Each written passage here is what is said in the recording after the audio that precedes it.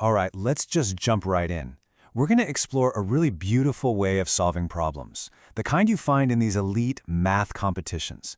And we're going to unpack this whole way of thinking by looking at just one elegant little puzzle that unlocks the entire mindset. So, let me ask you something. How do you prove something is always true? It's a huge question, right? Well, sometimes the most powerful way isn't to check every single possibility. No, instead, you show with pure, undeniable logic that any other result is just impossible. And that's the kind of mind-bending thinking we're getting into today. And you know, there's a place where this kind of thinking isn't just used, it's celebrated.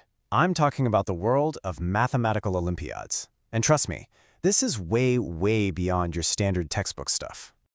So, the actual problem we're going to tackle today, it comes from this book right here. It's a collection of problems from the Indian Mathematical Olympiads. And what's so cool about these is that they aren't just calculations. They're more like brain teasers for a mental gym, designed to make you think in a totally new way.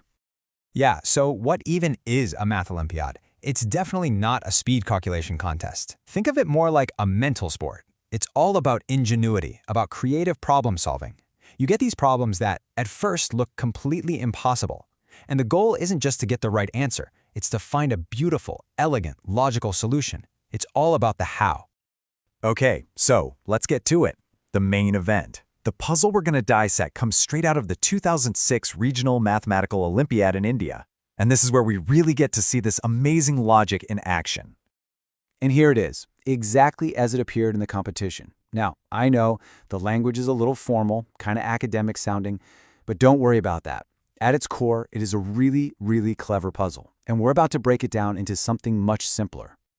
Okay, so here's the challenge in plain English. Imagine a 6x6 square. Got it? Now you cut that square up into 9 smaller rectangles. The only rule is their sides have to be whole numbers. 1, 2, 3, and so on.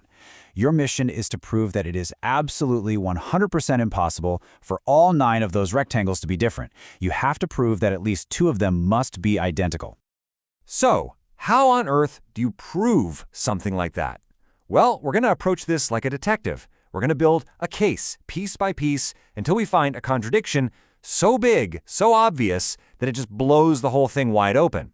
And it all hinges on an impossible sum. All right, so when you see a problem like this, the first thing you probably think is, where do I even begin, right? I mean, you can't possibly draw out every single way to cut up a square. That would be insane. The secret here is a really powerful strategy, a favorite in the Olympiad world called proof by contradiction. And the idea behind it is actually super simple, but it's brilliant. We're going to flip the whole problem on its head. We'll start by assuming the opposite is true. Let's just say, for the sake of argument, that you can cut the square into 9 totally unique rectangles. Then we just follow that idea and see where it takes us. We'll figure out what the smallest possible space those 9 different rectangles would have to take up. Okay, let's start building our case. If we want 9 different rectangles and we want them to take up the smallest possible space, we should start with the smallest possible areas. So we'd have a rectangle with an area of 1, then 2, then 3, 4, 5, 6. But wait, hold on. What about 7? This is the key.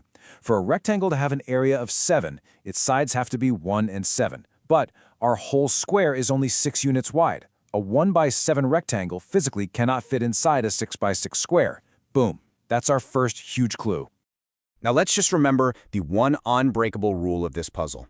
Our playing field, the square, is 6x6. That means its total area is 36 square units. That is all the space we have to work with, period. 36. That number is our hard limit. Okay, so you ready for the aha moment? This is it. When you actually add up the areas of the 9 smallest possible unique rectangles that could fit inside our square, remembering we had to skip the area of 7, the total minimum area you need comes out to 39. And there it is. That's the whole case. The smallest possible area for 9 unique rectangles is 39, but our square only has an area of 36. It's like trying to fit 39 gallons of water into a 36-gallon tank. It just doesn't work. The source puts it perfectly, so I'll just read their conclusion. The total area of all the rectangles is 39 greater than 36, which is the area of the given square.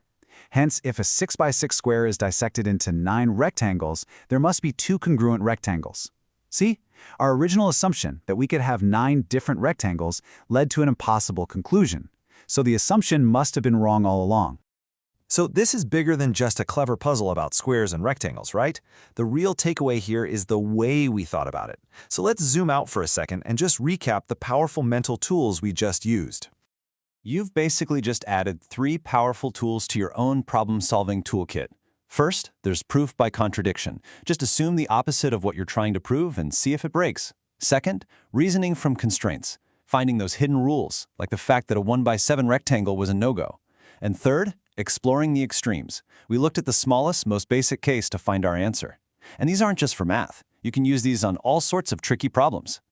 So the next time you're stuck on a really tough problem, doesn't matter if it's math or something at work or just in life, think back to this little dissection puzzle. Instead of banging your head against the wall, try flipping it.